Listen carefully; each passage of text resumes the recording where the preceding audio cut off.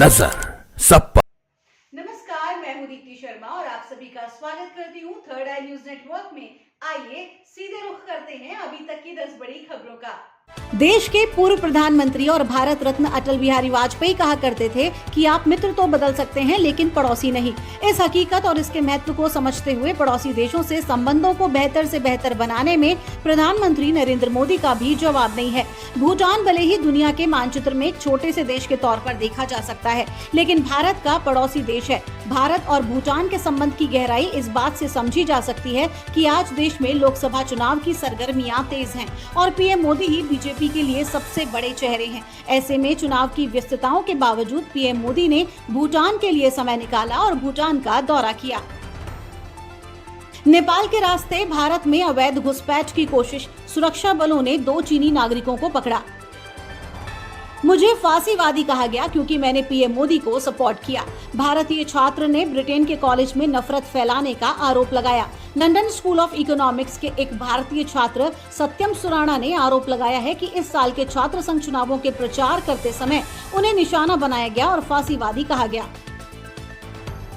काम हाथ में लो, पूरा करो और भूल जाओ, मूल्यांकन जनता करेगी। केंद्रीय सड़क परिवहन और राजमार्ग मंत्री नितिन गडकरी का कहना है कि कोई भी काम हाथ में लो तो उसे पूरा जरूर करो, इसके बाद भूल जाओ।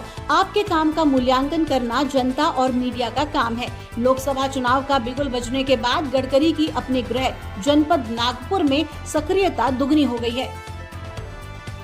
पंजाब में ईडी का एक्शन, शराब नीति मामले में पंजाब एक्साइज कमिश्नर के घर छापेमारी। दिल्ली शराब नीति से जुड़े मामले में ईडी ने पंजाब में बुधवार को छापेमारी की। इस दौरान पंजाब उत्पाद शुल्क के आवास सहित चंडीगढ़ में 20 स्थानों पर छापेमारी की। केंद्र सरकार की तरफ से गरीबों और जरूरतमंदों के लिए अलग अलग तरह की योजनाएं चलाई जाती हैं। इनमें कई योजनाएं ऐसी हैं जिनके जरिए एक खास तबके को सस्ते दरों पर लोन मुहैया कराया जाता है। केंद्र सरकार की तरफ से एक ऐसी ही योजना चलाई जा रही है जिसमें आधार कार्ड से ही 50,000 रुपए तक का लोन मिल जाता है, यानी किसी भी तरह की गारंटी की जरूरत नहीं होती है। इंडियन प्रीमियर लीग 2024 में मंगलवार को चेन्नई सुपर किंग्स के खिलाफ मुकाबले के दौरान धीमी ओवर गति के कारण गुजरात टाइटंस के कप्तान शुभमन गिल पर 12 लाख रुपए का जुर्माना लगाया गया है। महिला एशिया कप के कार्यक्रम का हुआ ऐलान, इस दिन होगा भारत पाकिस्तान का मैच। गत चैंपियन भारत को 19 जुलाई से श्रीलंका के दाम्बुला में होने वाली महिलाओं की एशियाई कप T20 चैंपियनशिप के ग्रुप ए में चिर प्रतिद्वंदी पाकिस्तान, संयुक्त अरब अमीरात और नेपाल के साथ रखा गया है। 9 दिन के इस टूर्नामेंट में 8 टीमें खेलेंगी। 8 टीमों को 2 ग्रुप में विभाजित किया जाएगा, जिसमें श्रीलंका, बांग्लादेश, थाईलैंड और मलेशिया को ग्रुप बी में रखा गया है। प्रत्येक ग्रुप से शीर्ष 2 टीमें 26 जुलाई को सेमीफाइनल के लिए क्वालिफाई करेंगी और फाइनल 28 जुलाई को होगा। राजस्थान में आचार संहिता के फेर में अटकी सरकारी नौकरियों की 1 दर्जन भर्तियां। लोकसभा चुनाव की आचार संहिता के कारण राजस्थान में सरकारी नौकरियों की भर्ती प्रक्रिया पर एक बार फिर से ब्रेक लग गया है।